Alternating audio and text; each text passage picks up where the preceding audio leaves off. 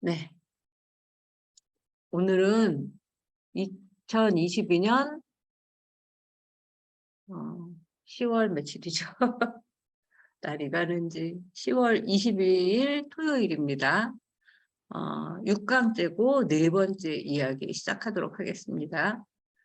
부처님의 이제 팔상도가 이 2권 네 번째 이야기부터 본격적으로 나옵니다. 도솔내의상 이렇게 써요. 도솔천. 하늘천자가 붙으면 도솔천의 줄임말이에요.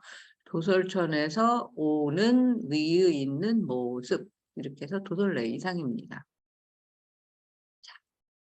도솔내의상 월인석보에는 부처의 일대기를 8장의 그림으로 요약한 팔상도가 그려져 있죠. 그 첫 번째 그림이 도솔레이상인데 마야 부인이 앉아서 잠시 잠들어서 태몽을 꾸는 그런 장면입니다. 그 꿈 내용이 뭐냐면 도솔촌에서 후명보살, 석가모니의 전생 이름이죠. 코끼리를 타고 여러 하늘신들의 위호를 받으면서 인간 세계에 석가모니 부처로 탄생하시는 그런 조짐을 보이는 그림이에요. 그 이야기가 그야말로 장광설이라는 말도 여기에서 나왔어요. 길장, 넓을 광, 혀설 이렇게 알고 있는데 잠깐만요. 우리 이 줌의 좋은 점은 바로 확인할 수 있다는 거죠.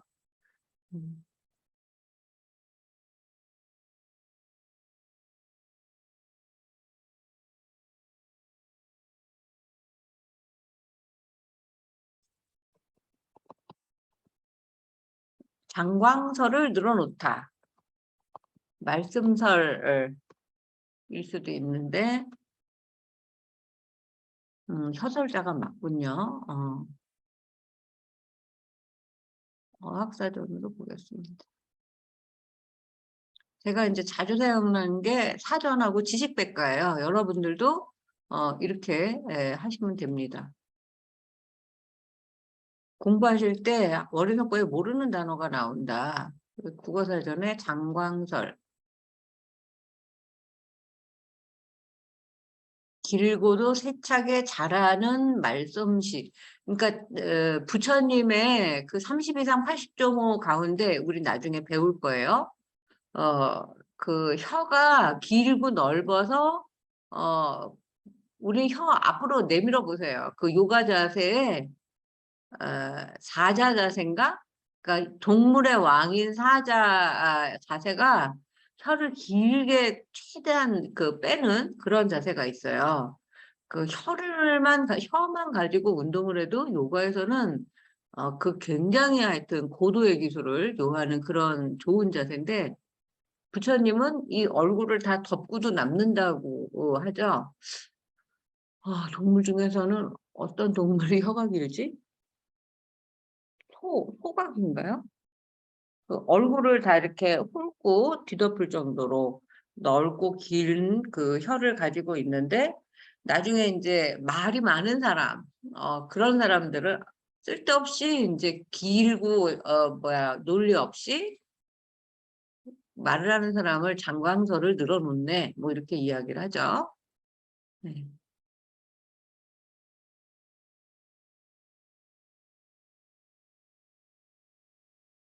다시 본문으로 돌아와서 그야말로 장광설이요. 월인석보의 특징을 보여주는 깨알 같은 주석, 또 그 주석을 다시 풀이하는 더 좁쌀 같은 주석의 향연이 펼쳐지는 게 이 또 도솔레이상부터의 그런 월인석보, 책 속의 책, 책 속의 책 속의 책, 뭐 거울이 이렇게 양옆으로 있으면 막 거울 안에나 또 안에나 뭐 이런 게 있지 않습니까? 뭐 그 이제 양쪽에 그 주로 이제 우리 아파트 엘리베이터 같은 데서 그런데 그런 걸 생각하시면 만화경.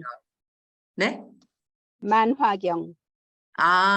만화경하고는 달라요. 그러니까 내가 이렇게 거울을 보고 있는데 그 거울 속에 보면 또 그 거울 안에 내가 그 거울을 보고 있는 모습이 있고 막 점점 막 거의 무한대로 그런 걸 말해요. 네. 그러니까 책 속에 책이 있네라고 했는데 그 책 속에 책을 들여다보면 그 안에 또 책이 있고 막 거의 그런 거예요. 새로운 문자 훈민정음으로 1447년에 지은 첫 작품 속보상절에서는 마음껏 이제 풀어내지 못했어요. 그 불교의 막 그 철학적이고 현학적이고 그 압도적인 탈만대장경의 지식을 그 정말 낯 놓고 기억자도 모르는 그 글자를 모르는 조선 백성들을 위해서 쓴 책이 초등학생용이 그 이제 석보상절이라면 이 월인석보는 대학원생용이라고 제가 이야기를 드렸죠. 그래서 이제 이 월인석보에서 불교 지식의 향연이 본격적으로 펼쳐진다. 이제 그렇게 이야기를 했습니다. 그래서 오늘 공부할 내용은 우리가 드디어 월인청강지곡 1장, 2장 그때 조명 선생님이 막 악보도 해주시고 노래도 부르시고 막 하시지 않았습니까? 같이 벌써 14장, 15장으로 올라왔어요. 이 14장, 15장의 내용을 석보상절하고 같이 공부할 텐데 한번 보실게요. 여기서 풀이하는 12인연을 보면 조선시대에 어느 누가 이보다 더 자세히 설명할 수 있을까 쉽게 구체적입니다. 훈민정음으로 풀이한 불교학개론이 궁금하지 않으세요? 네. 자, 그럼 우리에게 훈민정음으로 놔두시는 부처님의 시대로 시간여행을 떠나보겠습니다. 노래는 짧으니까 제가 한번 훈민정음으로 읽어보겠습니다. 기14 이제 조은숙 선생님 많이 들으셔서 이게 무슨 뜻인지 아시겠죠? 기는 제 14장 이런 뜻이에요. 이거는 삼수변에 불자가 써 있죠. 달러로 보통 표시하는 보통은 사람 인변에 불자가 써 있어야 부처 불자죠. 불성 도들제 백상 타시고 흰꽃길이 타시고 해의 광명을 타고 내려오십니다. 햇살 그 꽂히는 그 우리 부처님 또 이 이마에서 그 백호 광명을 놓으시다 뭐 이런 표현을 쓰지 않습니까? 그런 이제 하늘에서 그런 광명이 나와서 호명보살이 흰꽃길을 타고 그 빛의 다리를 타고 이렇게 내려오는 그 장엄한 광경을 한번 떠올리세요. 천악을 주컨을 그러니까 하늘의 음악을 연주하거늘 제천이 좇잡고 제천이 그 호위하시며 따라온다 쫓는다 한알꽃이 들으니이다 한알꽃이 들으니이다 악은 풍류이라 주는 풍류할시라 풍류는 지금은 이제 거의 뭐 음악 정도인데 이 풍류는 거의 종합예술 엔터테인먼트라고 막 노래, 음악, 뭐 춤, 뭐 이런 것들이 다 한 그 종합 엔터테인먼트 뭐 공연 예술이라고 보시면 돼요. 그 음악 악자인데 지금은 그래서 우리가 풍류악 이렇게 배우지 않았습니까? 그 풍류를 동사로 풍류를 하다라는 건 주를 썼어요.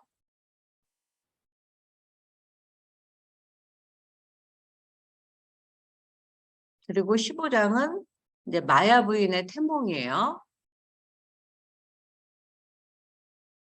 마야의 조금 늦게 오시는 분들이 많다고 하시더니 마야의 꿈 안에 우협으로 들으시니 밖잇 구름에 유리 같더시니 우협, 협은 겨드랑이 협자거든요. 오른쪽 옆구리이다. 옆이라. 정반이 물어시날 점자의 판하자부대 정반왕이 아들을 낳고 이 아이의 관상을 물어보시니 점쟁이가 여기서부터 있네요.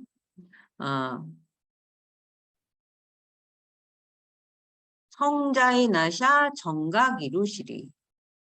성자께서 태어나셔서 정각을 이루실 것이옵니다. 점자는 전복하는 사람이라. 불성이라는 상서로운 별이 돋을 때 흰 꽃길이를 타시고 해 광명을 타시나이다. 타시고 내려오시나이다. 이거의 줄임말. 하늘 음악이 연주되거늘 제천이 따르시고 그 꽃이 아까 들으시다 꽃이 듣다 비가 듣다 비가 그치면 비를 긋다 이렇게 하잖아요. 듣다가 떨어진다는 옛날 말이 있어요. 꽃비가 내리나이다.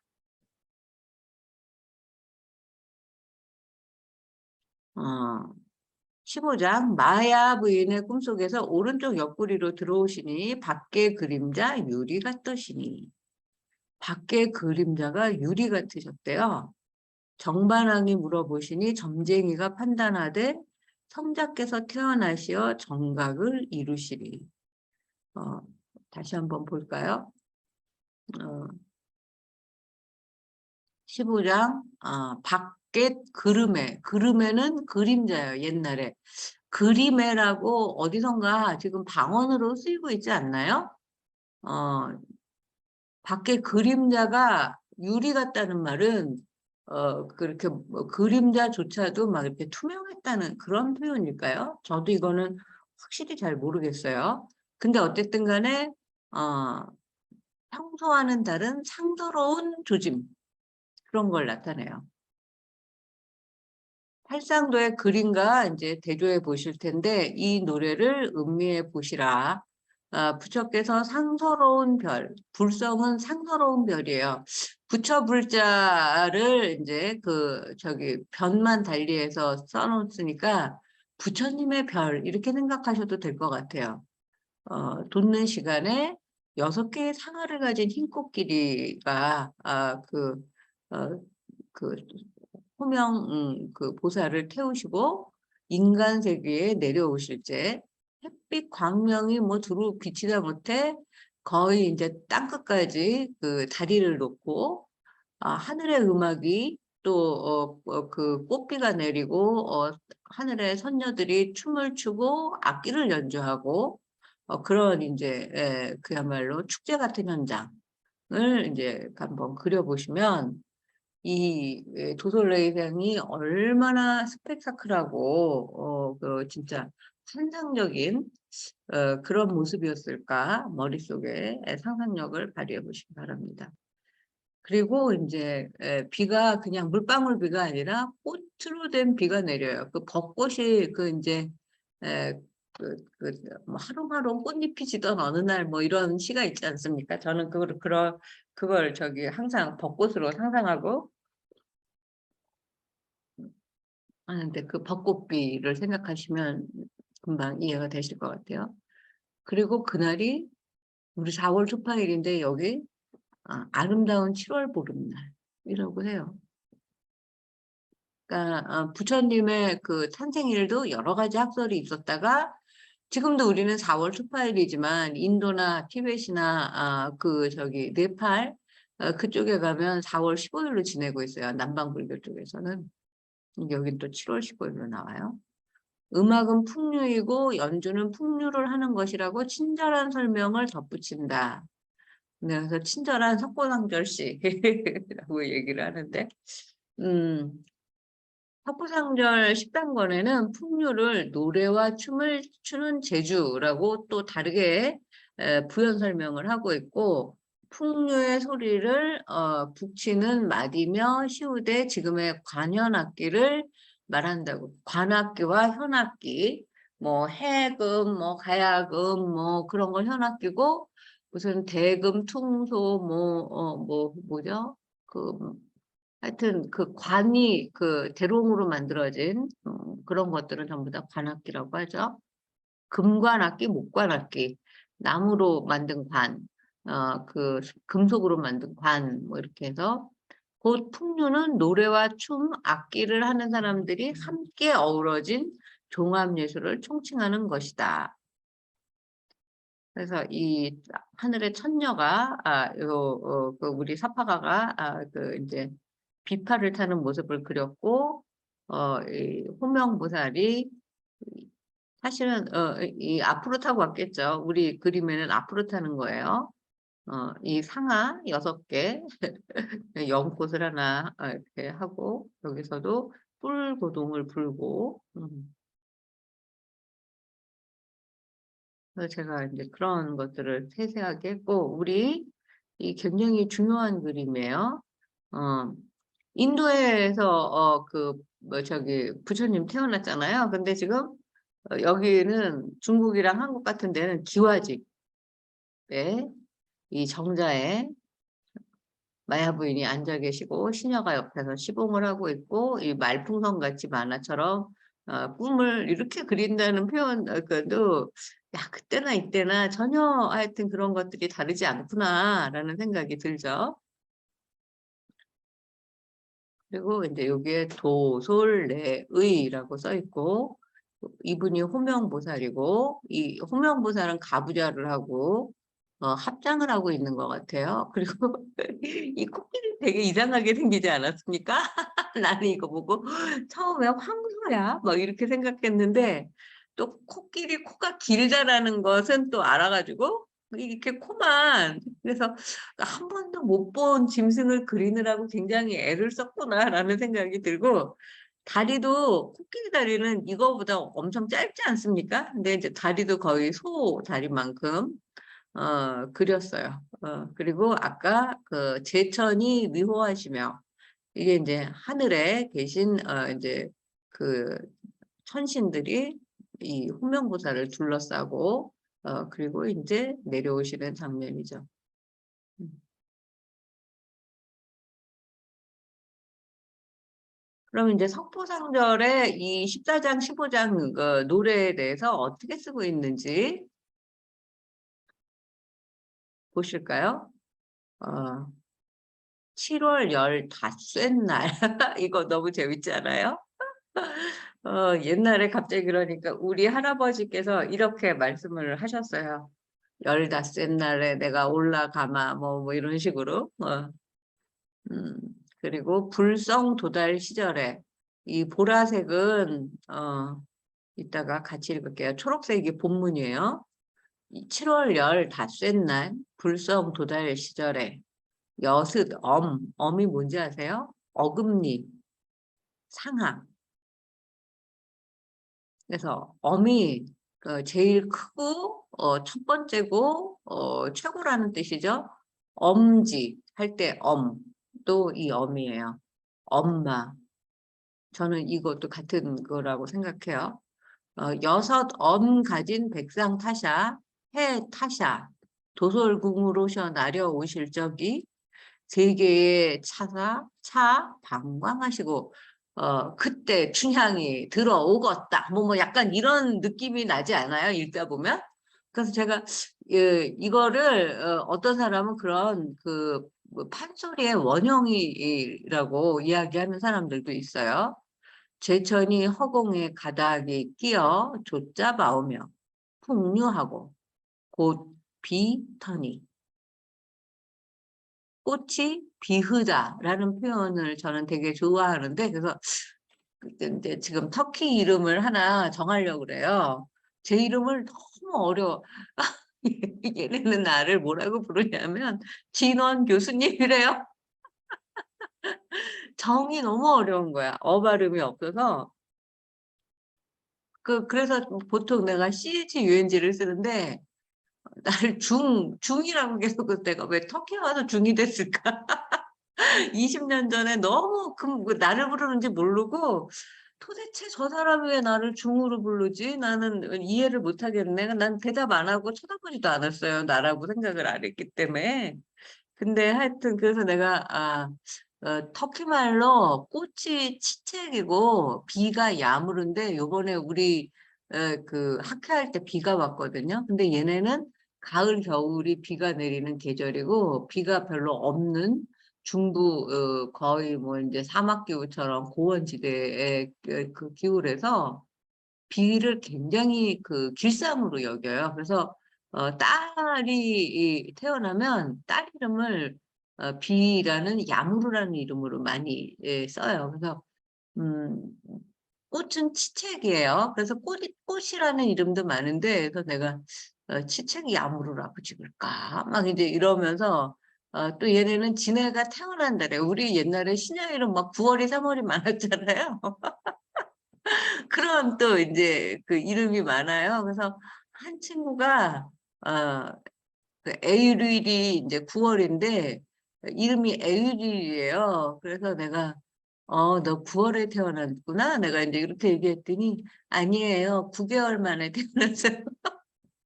그래서, 야, 9개월 만에 태어난 걸 이름에 쓰는 거 좀 이상하지 않니? 내가, 그랬었어요. 자, 우리 본문을 보도록 하겠습니다. 7월 15날, 불성이 새로 돋는 시간에, 그래서 나는 이 천문학 하시는 분들도 이 강의를 들으면 참 좋겠다라는 생각이 들어요. 호명보살이 어금니 6개, 곧 상하가 6개인 흰 코끼리를 타시고 도솔천궁에 내려오신다. 그때 세계에 가득 차게 방광하시고 제천이 허공에 가득히 끼어서 따라오며 음악과 노래, 악기를 연주하고 꽃을 뿌렸다. 얼마나 장엄한 모습입니까? 어린 청강지국 14장, 15장의 내용이 거의 비슷하죠. 그 석고상절 내용을 거의 똑같이 이제 쓰고 있어요. 그래서 이 부분은 주석이 이제 긴데 먼저 석고상절 본문만 추려서 요 까맣고 굵은 글씨를 이제 제가 보여드렸죠. 월인석보 협주의 세계로 들어가 보시겠습니다. 7월 15일은 중국 주나라 소왕 25년, BC 934년, 거의 이제 저기 뭐예요. 지금 2000년이잖아요. 그러니까 BC 930년은 이제 3000년, 지금부터 3000년 전인 거죠. 개축일이고, 주는 나라 이름이다. 그러니까 주나라 소왕 25년, BC 934년에 그 7월 보름날에 석가모니가 이제 태어나셨다. 석가모니 출생은 여러 설이 있지만 일반적으로는 또 여기까지 안 올라가고 2500, 600년 전, 요 사이로 보고 있어요. BC 563년부터 BC 483년 사이. 아주 먼 옛날이다. 그냥 그렇게, 우리가, 뭐, 그, 온갖 무슨 뭐 이럴 때 온갖의 온은 백이잖아요. 100가지의 줄임말이 온갖이에요. 온갖 잡새가 날아든다. 그러면 진짜 뭐야 여러 새가 100마리만 날아들었을까요? 많다는 뜻이잖아요. 그런 뜻으로 받아들이시면 돼요.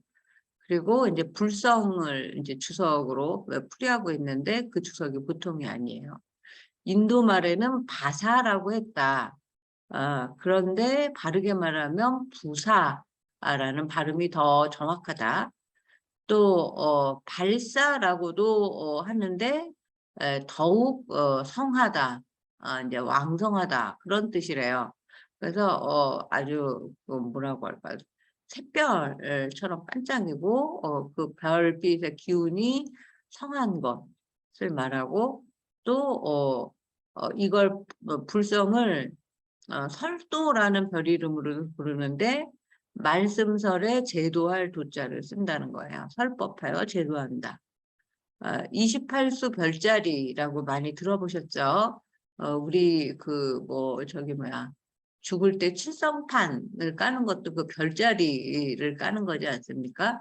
그래서 그 일본의 고송총 다카마스 고분에 가면은 그 벽에 그 별자리를 아주 진짜 빼곡하게 지금하고도 하나도 틀림없이 그려져 있는 그런 모습을 볼 수 있고, 우리나라 지금 이제 다 북쪽에 있어서 못 보지만, 그 여러 이제 오래된 고분에 가면 그렇게 해와 달, 별, 자리를 아주 세심하게 그려놓은 것들을 볼 수가 있어요.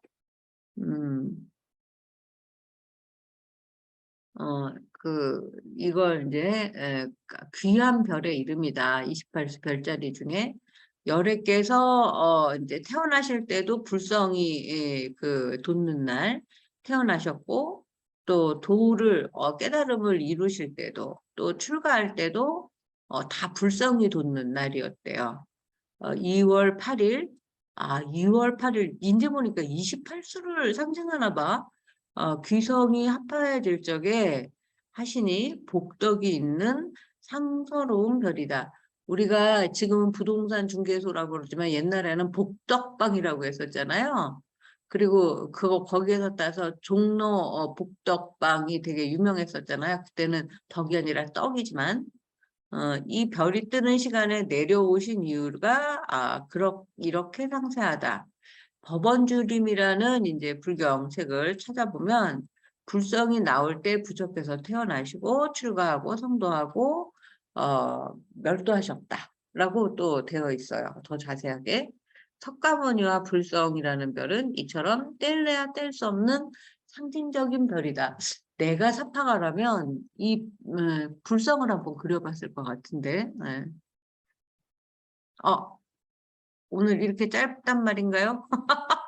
지금 몇 시죠? 5번째 이야기까지 해야 되나? 근데 이 5번째 이야기는 아까 말한 책 속의 책이에요. 그래서 어 5번째 이야기 계속 해보겠습니다. 그러나 이게 끝날 수 없는데 그래도 이게 이어지는 거니까.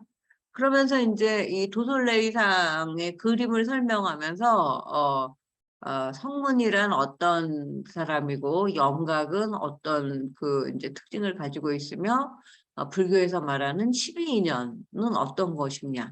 이게 이제 책으로 한권 펼쳐집니다. 석가모니의 일대기를 그린 8장의 그림이 있어요. 좀 전에 이제 이게 제가 지금 연재를 하고 있기 때문에 팔상도라고 부른다고 다시 한번 강조를 하고, 이 8장의 그림만 이해하면 석가모니의 탄생부터 열반까지를 공부한 셈이 되는데, 세조는 거기에서 그치고 마는 게 되게 안타까웠던 것 같습니다. 그래서 그 한 장에 들어있는 그림 한 장을 가지고 책을 한 권 쓰는 거예요. 말하자면 자세한 의미를 정말 간절히 백성들에게 알려주고 싶었던 것 같아요. 그림만 이해하지 말고 그림 속에 있는 그 심오한 뜻을 좀 이해해 주겠니? 뭐 이런 마음인 것 같아. 그 안타까운 심정을 석고상전 사문에 그 밝혀놓았었는데 다시 한번 상기를 해볼게요. 세간의 부처돌이 배후자발이 나아 다니시며 가만히 계시던 처점 마참을 알리노니. 우리 생각나실 거예요. 비록 아로저 하리라도 또 팔상을 넘기 아니하여셔만하니라. 요 정도는 이제 우리 어디 가서 한번 읊어볼 수 있죠. 세간의 부처의 도리를 배우려고 하는 사람이 배울 이런 뜻이에요.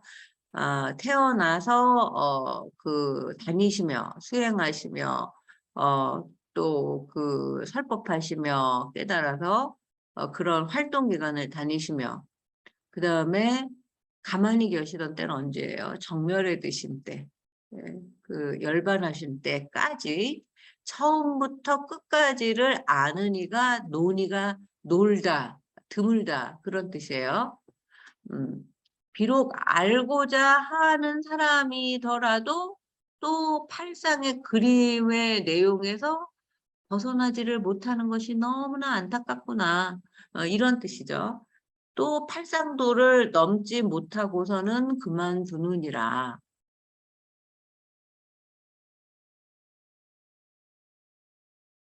음. 이제 그 첫 번째 팔상 그림은 도솔레이상이 어떻게 우리에게 조곤조곤 이 그림에 대해서 이야기를 하고 있는지 귀를 기울여 보십시다. 석가모니께서 마야 부인의 태안에 들어가 우주 법계의 위호를 받아 태어나는 과정을 우리 지금 봤어요. 그러나 나는 그럼 석가모니 호명보살이 석가모니로 태어날 때만 그랬을까? 우리도 우리를 그 소우주라고 그러죠. 그 대우주 안에 소우주, 우리 자체도 하나의 우주만큼 소중한 존재다라고 생각을 하죠. 제가 이제 그 10대 그야말로 굉장히 이제 극심한 사춘기를 겪으면서 그 이제 20살이 됐는데 어 그때 굉장히 제가 부정적이고 아주 비관적이고 저를 이제 뭐 자학하고 막 자조하고 하여튼 저는 지금도 그때로 돌아가고 싶지가 않아요. 근데 어 어느 날 제가 그렇게 깨달은 거죠. 계속 나를 인제 부정적으로 생각하고 내가 못났다고 생각하고 막 열등감 뭐 이런 걸로 가득 차고 그렇게 인제 그 10 대를 보내고 나니까 어 어느 날 인제 '이렇게 살면 안 되겠다.'라는 자각이 왔어요. 내가 왜 그랬을까 생각해 보면 노력은 안 하면서 나 자신에 대한 스스로에 대한 기대치가 굉장히 높았던 것 같아요, 그 어리니까. 그래서 노력은 안 하면서 내가 못하는 거는 인정할 수가 없고 그러니까 열등감의 말을 뒤집으면 저는 우월감의 동의어라고 생각을 해요. 어 우월감과 자기 자신에 대한 기대치와 그 가치를 너무 높여 놨기 때문에 뭘 해도 성에 차지 않으니까 내가 마음에 들지 않고 내가 나를 인제 보잘것없다고 생각하고 인제 자조하고 자학하고 우습게 여기니까 뭐 되는 게 하나도 없고 대학에도 떨어지고 제가 재수를 했어요. 그리고 또 재수를 해서 들어가고 싶은 대학에 또 못 들어가고 홍익대라는 인제 그 후기 대학에 들어가서 그것도 인제 내가 너무너무 그 1년 동안은 살기가 싫었었어요. 그랬는데 어느 날 내가 얼마나 소중한 존재일까를 한번 생각을 해 봤어요. 근데 어 결론은 '내가 우주만큼 중요하다.'라는 결론에 도달했어요. 내가 태어나기 전에도 이 지구는 몇만 년의 역사를 가지고 있었겠죠. 또 지구가 생성될 때까지 하면 뭐 천문학적인 우리의 인간의 머리로 헤아릴 수 없는 그런 인제 시간이 흐른 그런 곳이지만 내가 태어나기 전에는 뭐 이 우주가 존재하건 말건 지금 뭐 목성에 뭐 생명체가 살까 말까 뭐 이런 거 탐구하러 화성에 돌아다니고 뭐 뭐를 쏘아 올리고 하지만 우리 전혀 관심 없잖아요. 그런 거랑 똑같지 않았을까? 근데 인제 내가 태어남으로써 지구도 존재하고 이 세상도 존재하고 모든 것이 다 어떻게 보면 나를 위해 준비하고 있었던 거 아닙니까? 엄마, 아버지에서부터 시작해서 뭐 친구 또 지구상에서 또 수많은 나라 중에서 하필이면 대한민국에 서울에 우리 집안에 태어난 것 자체도 너무나 인제 어떻게 보면 이 호명보살이 그 마야 부인과 정반왕을 선택해서 태어나는 것과 다를 바가 없다는 생각을 하게 된 거예요. 그렇다면 내가 이때는 그 불교를 전혀 몰랐었어요. 저는 인제 거의 20대 후반부터 공부를 하기 시작을 했는데 죽는다면 내가 죽어도 이 세상은 뭐 멀쩡하게 해가 뜨고 달이 뜨고 비가 내리고 태양을 돌면서 돌아가고 있겠지만 나로서는 '이 우주가 소멸한 거 아닐까?' 그래서 최소한 내가 태어나서 눈 뜨고 활동하는 동안은 '나는 우주만큼 중요한 존재다.'라는 그런 생각을 하게 됐고 그런 마음으로 살고 있는 것 같아요. 어 그래서 인제 그 3 일간의 학술대가 인제 무사히 끝나기를 진짜 매일 기도를 했는데 저는 남편이 많이 도와주셨다고 생각을 했어요. 그래서 오늘도 아침에 고맙다."라고 인제 절을 하고 내려왔습니다. 그래서 여러분들도 최소한 어 그 이 우주만큼 소명보살만큼 소중한 존재라는 사실을 항상 마음에 새기고 기억하셨으면 좋겠어요. 그래서 이 석가모니께서 마야 부인의 태안에 들어가서 우주법계의 위호를 받아 태어나는 과정을 통해 뭘 보여주고 싶었을까?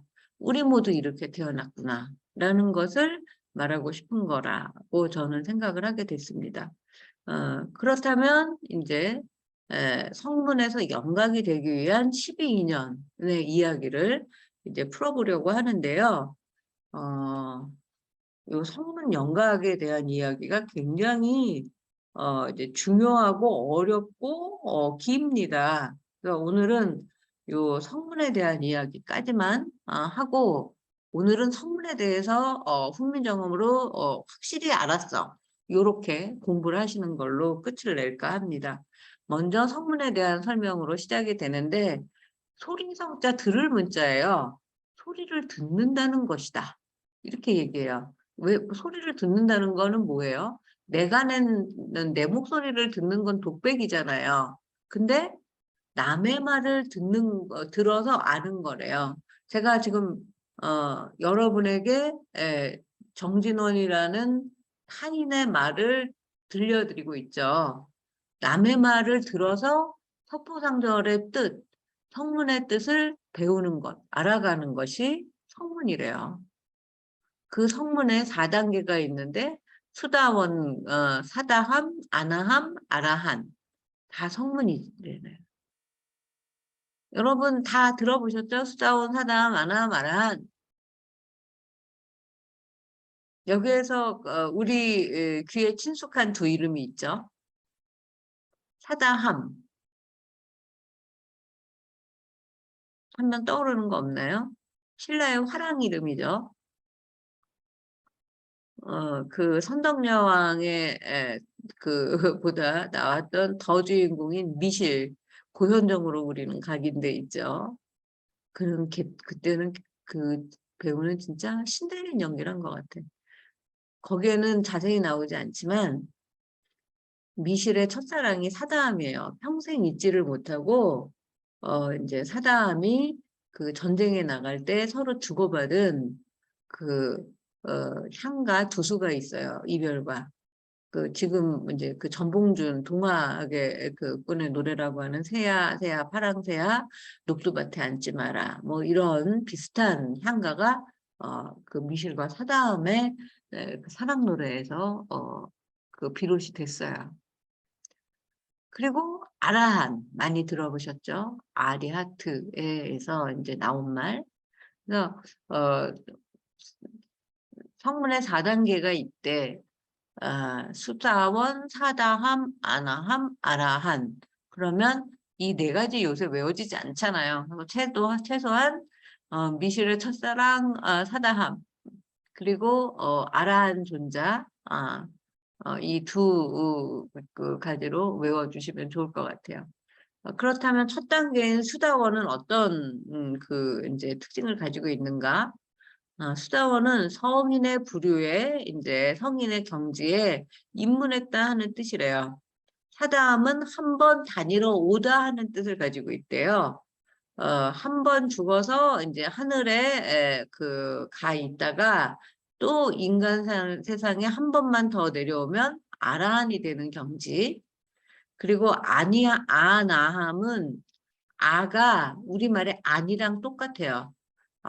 이제 안 한다. 아나함은 이제 안이 온다 하는 뜻이다. 그래서 욕계에 있다가 욕계, 색계, 무색계 우리 배웠죠. 색계, 무색계에 태어나서 다시는 욕계에 내려오지 않는 것이다. 우리는 욕계에 이제 그 남연부재에 살고 있죠. 그리고 마지막 단계인 아라하는 아리하트, 적을 죽이다. 그 적을 죽이다. 이거 웬 싸움터 얘기야? 아니, 번뇌라는 적을 죽이다 라는 뜻이에요. 살적이라고 하는 뜻이니 살은 죽인다는 뜻으로 번뇌도적을 죽이는 것이다. 아우, 말이 너무너무 멋있죠? 번뇌도적이라고 썼나 내가 그렇게 썼나. 이제 요거 한번 성문은 소리 들을시니 남의 말 들어야 아는 것이다. 수다원과 사다함과 아나함과 아라함이 다 성문이니 수다원은 성인 주비는 이제 부류에 든다고 하는 뜻이라 사다함은 한번 열어오다 열어는 다니러 오다라고 하는 뜻이니 한 번 죽어 하늘에 가 있다가 또 인간 세상에 내려오면 아라한이 될 것이다. 아나함은 아니 오다 하는 뜻이니 욕계에 있어 죽어서 새끼 무새끼에 태어나 나외야는 이것도 살려 쓰고 싶은 우리 순수한 말인데 다시 에, 그런 뜻이에요. 다시 돌아오다 할 때 나외야 다시 무엇을 하다 나외야 이럴 때 나외야라는 말을 씁니다. 아니 내려오는 것이다. 아라는 살적이니 살적이라고 하는 뜻이니 살은 죽인다는 뜻이라서 번뇌 도적 죽이시라.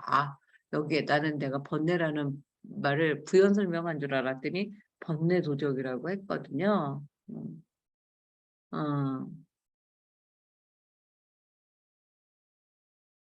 그리고 그러면 또 불생이라 하나니 나지 아니한다는 뜻이니 다시 생사의 과보에 타서 태어나지 아니하는 것이다. 또 응공이라고도 하는데 응은 마땅할 응이니 인천의 공양을 받아서 마땅하다 하는 뜻이다. 아라한을 응공이라고도 하는데 그 하늘과 인간 세상의 공양을 받아 마땅하다. 우리 삼국유사에 그런 스님이 한 분 계시죠. 자장률사.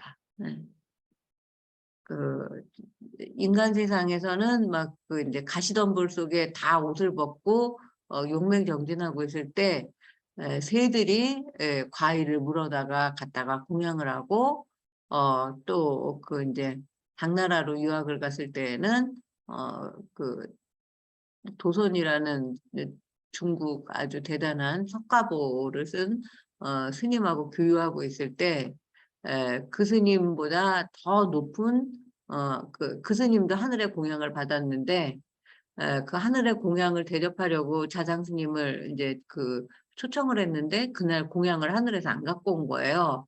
그리고 이제 자장 스님이 굶고 돌아갔는데 그때서야 공양을 갖고 와서 아니 오늘은 왜 이렇게 늦은 것이요? 그 이제 대접할 때 너무 이제 그 민망하지 않아서 그랬더니 우리는 오고 싶었지만 그 자장 스님을 둘러싼 위호한 그 군사 같은 그 호위하는 신중들이 너무 많아서 들어올 수가 없었습니다. 이렇게 한다는 이야기가 삼국유사에 나오죠. 제가 삼국유사를 이제 요번에는 가서 K 클래식 콘텐츠의 미래라고 하고 제 책 3권을 소개하는 걸로 기조 강연을 했는데 여러분들 그 네이버에 정진원 삼국유사, 정진원 머린속보 뭐 이런 식으로 찾아보시면 꽤 많은 그런 내용이 이제 기사에 뜨더라고요. 제가 요번에 기조 강연하느라고 찾아봤는데 한번 찾아보시고 책도 사서 읽어보시기 바랍니다. 그리고 성문의 4단계의 인연은 이제 12인연으로 이어지는데요. 이게 이제 전부 다 보라색 글씨는 이 주석이라는 뜻이거든요. 협주. 그래서 머린속보는 협주가 정말 발달한 책이라고 할 수가 있어요. 또 팔상을 넘지 아니하야셔만하니라. 그러고 경애인 추천하자바. 그러니까 근래에 추천은 소원왕후의 왕생극락을 기원하는 것을 인하사바 이런 뜻으로 이제 석고상절 서문이 나오죠. 영각은 성문 영각에 대한 이야기가 이어지는데 12가지 인연을 보아서 도리를 아는 것이다 라고 했어요. 그래서 스승 없이 저절로 알므로 독각, 홀로도 깨달을각, 독각이라고도 하는데 독각은 혼자 아는 것이요. 인도 말로 벽지, 우리 벽지불이라는 말도 많이 들으셨죠? 그래서 그 12인연 여러분들 귀에 마르고 닳도록 들으셨죠? 다 외우시죠? 저 못 외워요. 어, 이렇게 써 있어요. 무명인연은 행이요. 행의 인연은 식이요. 식의 인연은 명색이요. 명색의 인연은 유깁이요. 유깁의 인연은 촉이요. 촉의 인연은 수요. 수의 인연은 애요. 애의 인연은 취요. 취의 인연은 유. 유의 인연은 생. 생의 인연은 노사. 노사는 우비고뇌이다. 그러니까 뭔가 뭐지 무슨 원숭이 모는 빨개 뭐 이러면서 하는 거랑 똑같죠. 끝말 이어가기. 그래서 그리고 그런데 이 첫 번째 무명이 그래서 소멸하면 행도 멸하겠죠. 원인이 멸했으니까 결과도 또 행이 멸하면 식도 멸하고 식이 멸하면 명색이 멸하고 명색이 멸하면 유깁이 멸하고 유깁이 멸하면 촉이 멸하고 촉이 멸하면 수가 멸하고 수가 멸하면 취가 멸하고 취가 멸하면 유가 멸하고 유가 멸하면 생이 멸하고 생이 멸하면 노사가 멸하고 노사가 멸하면 우비고뇌가 멸하니라. 진짜 지금은 저는 무명행식은 다 그 머릿속에 안 들어오고 이 생이 멸하면 노사가 멸하고 노사가 멸하면 우비고뇌가 멸하리라. 우비고뇌는 한마디로 근심 걱정 그 번뇌가 소멸하리라.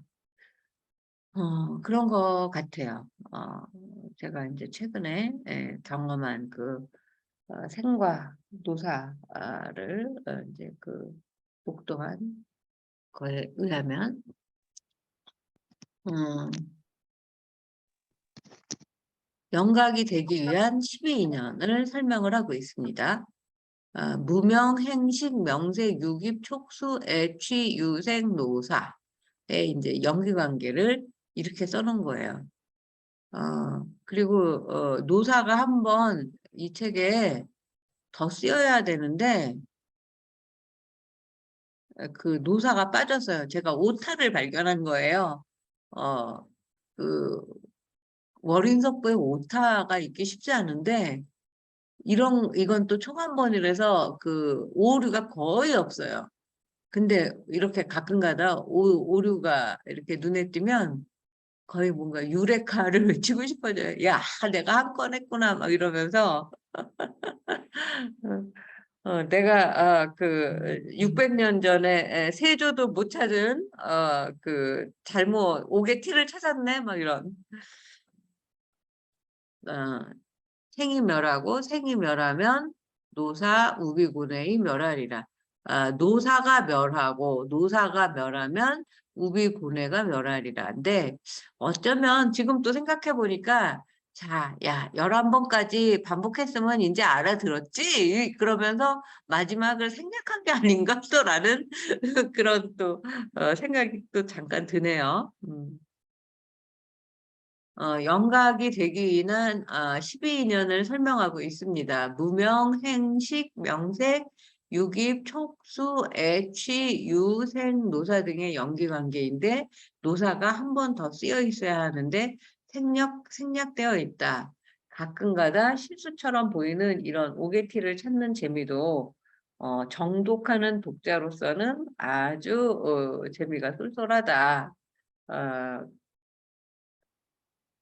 근데 또 니네가 그 끝까지 12번을 내 말을 놓치지 않고 알아듣는지 내가 한번 이 저기 뭐야 함정을 그 해놓은 거야 뭐 이런 약간의 위트 같은 거 아닌가라는 생각도 들어요. 12인연을 12인연이라고 했어요. 그래서 요 12인연도 굉장히 어, 중요한 대목이라서 그래서 이렇게 작은 글씨로 요 정도로 해놨는데 여기서부터 이제 12인연에 대한 뭐 이제 책이 펼쳐지고 12인연에 대해서 유깁을 또 이제 설명할 거예요. 유깁이라는 그 내용에 대한 또 책 한 권이 펼쳐집니다.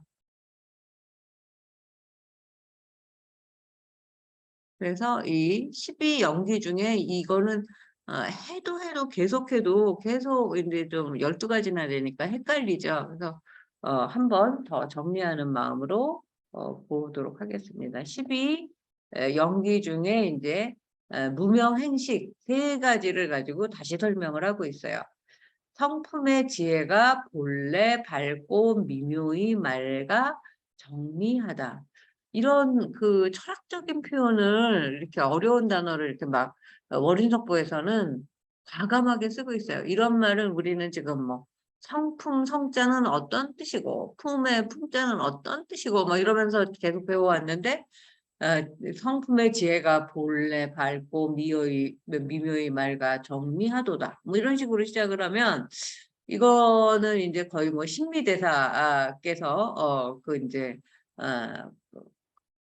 불교의 아주 그 전문가들에게 한 법문하는 것 같은 그런 느낌이 들죠. 여기에서 정미하다의 정은 섞인 것 없이 아주 순일하다. 뭐 순수하고 완전 무결한 게 정이에요. 그리고 거친 티끌이 문득 일어나 어둡게 하기 때문에 이름이 무명이다. 12연기 중에 무명은 왜 무명이라고 그랬다고요? 거친 티끌은 이제 그 인간의 그 망상과 번뇌예요. 그 번뇌가 멀쩡하다가도 맑게 고요한 물처럼 그 잔잔하다가도 갑자기 걱정이 와락 달려들면서 내 그 마음과 몸을 아주 어둡게 하죠. 내가 지금 이 학술 대회를 그 치르느라고 제가 삭신이 쑤신다고 하지 않습니까? 어, 이 집이 복층으로 되어 있어가지고 그 이제 2층에 침실이 있는데 제가 이제 거의 여기 터키로 와가지고 어, 한 일주일 열흘 정도는 2층에 올라가서 자질 못하고 소파에서 계속 새우잠을 잤어요. 막 너무나 피곤하고 이거 막 할 게 너무 많고 또 자다가 생각하면 또 뭐가 이것도 준비해야 되고 저것도 누구한테 뭘 하라고 말해야 되고 뭐 막 이런 생각이 드니까 거의 공부 못하는 수험생? 그래서 걱정만 가득하고 이제 또 제가 박사 논문 처음에 이거 가지고 쓸 때 이걸 제가 거의 혼자 독학해서 이제 공부했다고 하지 않았습니까? 그래서 아무도 이 책을 읽을 생각을 안 하는 거예요. 우리의 제 그 스승뻘 되는 그 옛 사람들도. 그래서 그냥 혼자 막 아버지 가방에 들어가신다 막 그렇게 읽고 이게 무슨 뜻일까 뭐 이러고 옛날에는 그 뭐 이걸 참고할 책이 고어사전 하나밖에 없었어요. 근데 고어사전도 뭐 그 별로 도움이 안 되고 내가 찾는 단어는 나오지도 않고 뭐 이래서 잘 때에도 혹시 자다가 뭐 꿈이라도 뭐가 생각이 날까 봐 머리맡에 그 수첩하고 연필을 놓고 자고 막 그랬어요. 그래갖고 또 생각이 나면 또 자다가 써요. 그리고 아침에는 무슨 뜻인지도 몰라. 거의 그런 내가 이 나이에 왜 이런 이게 지금 저는 그 정년이 3년 남았어요. 그래서 이번에도 아 정말 그 아름다운 마무리를 해야 할 시간이로구나라고 생각을 했고, 그걸 이제 남편이 가르쳐 준 것 같아요. 그래서 좀 길고 먼 안목으로 내가 이 나라 튀르키예라는 나라에 20년 만에 와서 내가 한 13년 정도 이 학회에 자비로 한국에서 그 비정규직인 교수가 연구 교수가 그 비행기 값과 숙박비 같은 거를 다 혼자 해결하면서 여기에 애정을 쏟은 학회였거든요. 근데 어, 오자마자 내가 어떻게 개최 책임을 맡고 또 기조 강연을 할 생각도 없었어요. 근데 기조 강연을 하겠다는 사람이 갑자기 못 하겠다고 이제 다 준비된 마당에 이렇게 통보를 하면서 저는 모든 돌발 상황에 이제 제가 대처해야지 되는 사람이기 때문에 이제 제가 대처를 해야 해서 이제 제가 하기로 했고, 한복을 입을 생각도 못 했어요. 사실 우리가 한복을 입고 뭘 하기가 너무 힘들지 않습니까? 불편하고. 근데 또 갑자기 어떤 선생님이 그 인간문화재 하회탈출 공연단을 모시고 온다는 거예요. 그러면 이 사람들이 한복 입고 할 텐데 뭔가 이제 흥을 돋아주고 뭐 얼쑤 뭐 이런 말이라도 하려면 한복 입을 사람들이 필요하겠구나라는 생각이 들어서, 또 이제 우리 남편이 마지막으로 그 기증받은 한복을 그 없는 힘에 결국은 그 6박스 중에서 3박스밖에 이제 그 박스를 저기 뭐야 그 테이핑이랑 이 박싱을 하다가 못하고 중간에 집으로 왔어야지 됐어요. 제가 그날 이제 점심 때 붙이고 저녁 비행기로 이제 터키로 가는 날이라서, 또 한복을 기증하신 분은 인천에 이제 그 한복 장인이 김경라 그 선생님인데, 이분이 이제 은퇴를 하시면서 이런 날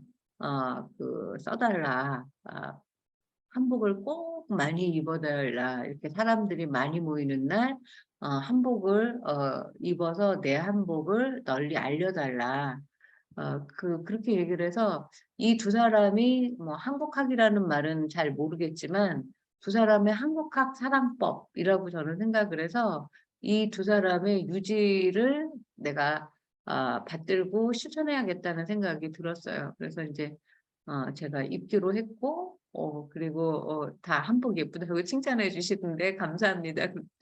한 사람이 개인 카톡으로 한복을 좀 다려 입었으면 좋았을 걸 그랬어요. 옥에 튑니다 막 이렇게 써서 보냈는데 그거 다릴 만한 다리미가 없어요.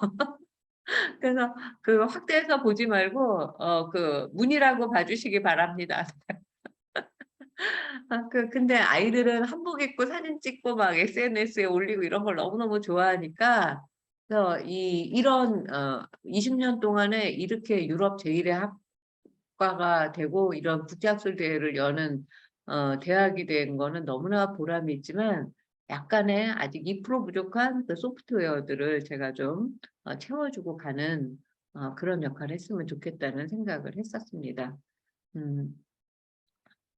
거친 티끌이 문득 일어나 어둡게 하기 때문에 이름이 무명이다. 무명은 밝음이 없는 것이다. 이 이야기를 하다가 거기까지 나갔네요. 무명의 우리 채용 많이 들었죠? 채의 한 생각 처음 일어나는 것이 행이다. 행은 움직이는 것이다. 흐려져서 일어나면 정미함을 잃어 아르마리가 생긴다. 아르마리가 좋은 말이 아니에요. 불교에 왔더니 자기 깜냥, 나는 불교 공부하면서 이런 자기 분수 이런 걸 깜냥이라고 하고, 아르마리가 자기 혼자 머릿속에 집을 짓고 생각에 집을 짓고 자기만 옳다라고 생각하는 거, 내가 다 안다고 생각하는 거, 이런 걸 아르마리라고 부르더라고요. 그래서 이런 말을 알게 된 걸 굉장히 행운이라고 생각을 합니다. 그러므로 지혜를 돌이켜 이루게 되는 것을 식이라고 한다. 식은 이제 제대로 아는 거예요.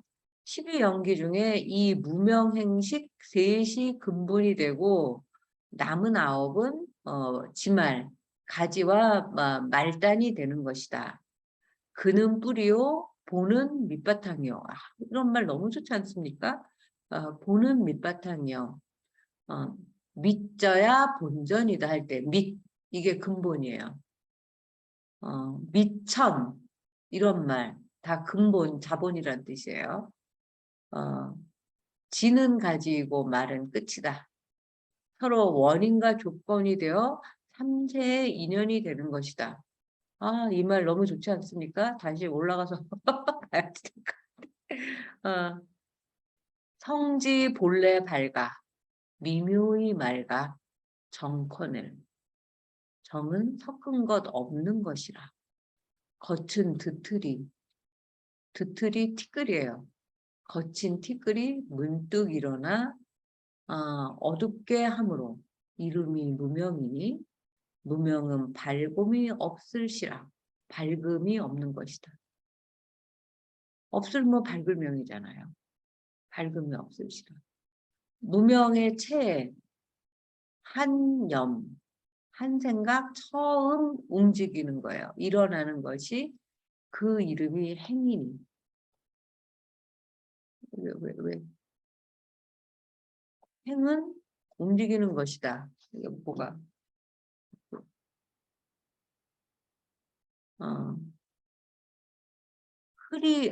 그 번뇌로 흐려져서 이런 티끌이 일어나면 여러분 이제 그 연못, 그 연꽃밭을 연못이라고 하죠.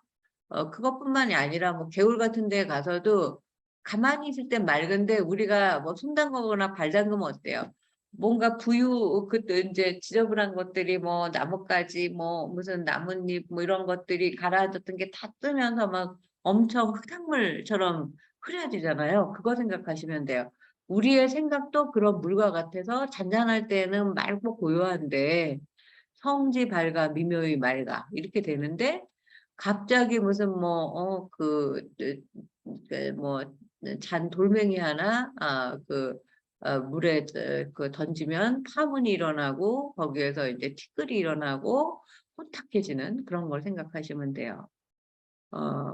흐려져서 움직이면 일어나면 정을 잃어. 아까 정이 뭐라 그랬어요? 섞은 것 없이 아주 순수한 오리지널 그 완전한 것을 잃어버려서 아롬이 나나니 아롬을 제가 아르말이라고 번역을 했고 그러므로 지를 돌이켜 이거는 지혜의 지자예요. 돌이켜 두르혀는 돌이켜 이름을 식이라고 하느니 식은 알시라 이런 말투도 왠지 써보고 싶지 않아요? 갑자기 임금님이 된 것처럼 옛날엔 말이 너무너무 격조가 있었던 것 같아요. 정지 본래 밝아 미묘히 맑아 정컨을 뭐 이런 임금님 대사 같잖아요. 정은 섞은 것 없을시라. 세종 임금님이 그 세종 임금님이 우리한테 이렇게 얘기해 준다고 귀에 듣는가 여기셔서 이런 그 어린 청강지곡을 떠올리세요. 겉은 뒤틀이 문득 밀어 어둡게 할세 이름이 무명이니 무명은 밝음이 없을시라. 12연기 중에 이 세희 근본이 다외요. 근본이 되고 남은 아홉안 지말이 다외나니 그는 불이요 뿌리요 불이 깊은 남간의 불이에요. 보는 밑이요 밑바탕이요 지는 가지요 말은 끝이라 서로 인하여 삼세연이 대안하니라 이렇게 됩니다.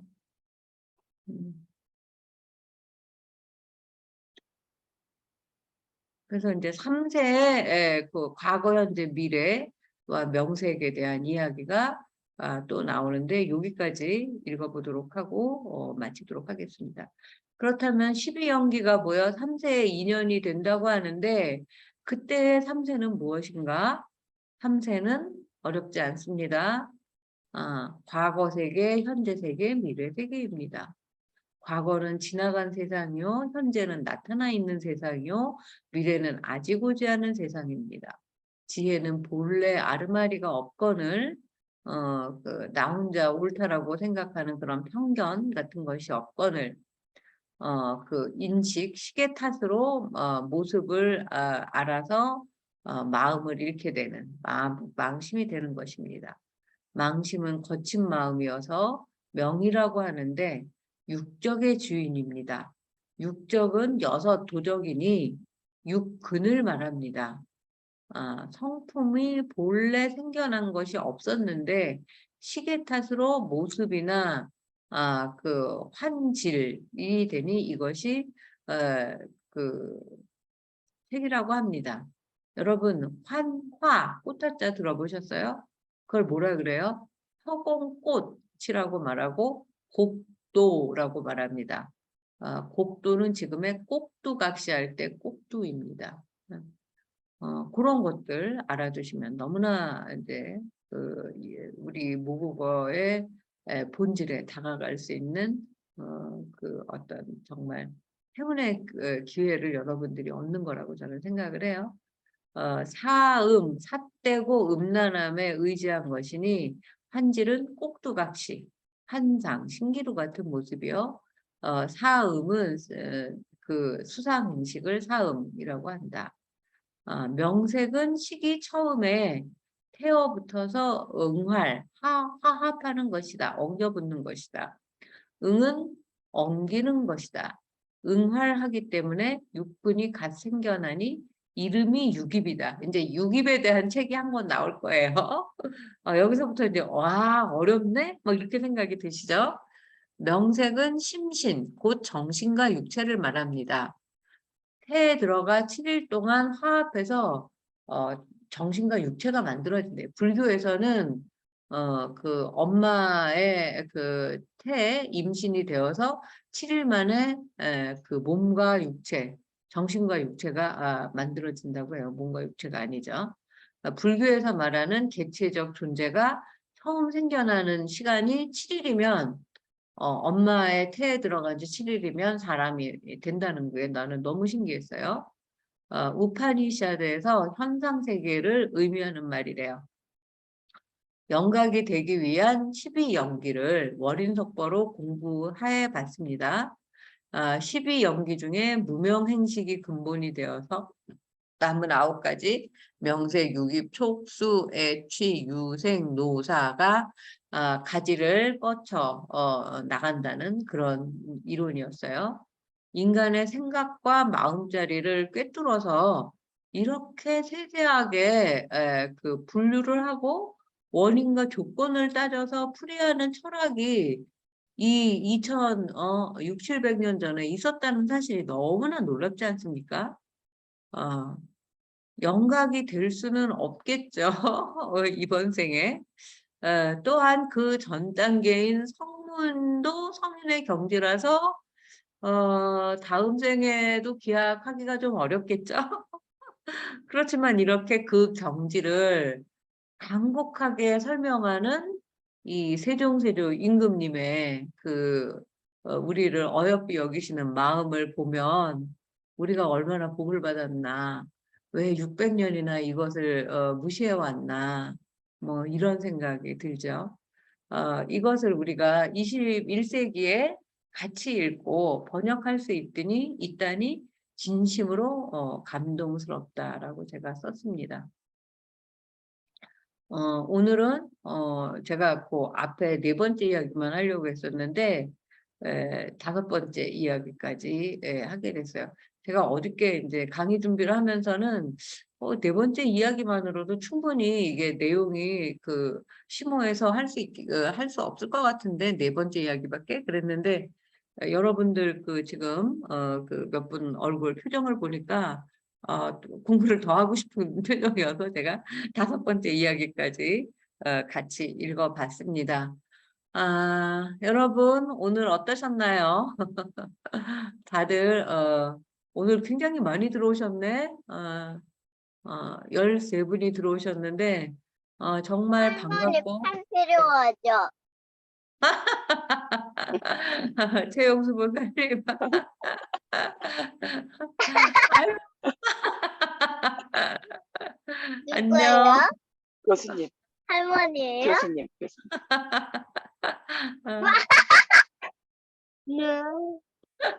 아유, 네가 천인굴이구나. 애기 이름 뭐예요? 이름 뭐야? 이름 뭐야? 이름 얘기해야지. 교수님. 교수님이야. 이름 크게 얘기해봐. 너 이름 뭐야? 이름이 뭐예요? 아까 뭐라 그랬어요? 부끄러워. 이름 뭐야? 이름 뭐냐고 물어보잖아, 교수님. 사진을 사진인 줄 알았대. 이게 다 보여서 반가워요. 네. 어. 그 최혜금 반장님, 정봉길 보살님, 조명숙 보살님도 요새 이제 다시 그 만나 뵙게 돼서 반갑습니다. 조은숙 보살님, 원수연 보살님, 한지 보살님, 최영수 보살님, 고태화 보살님도 오랜만에 와주셔서 감사하고, 김숙 관장님, 그 우령화 보살님 모두 감사합니다. 저는 나가야 돼요. 네.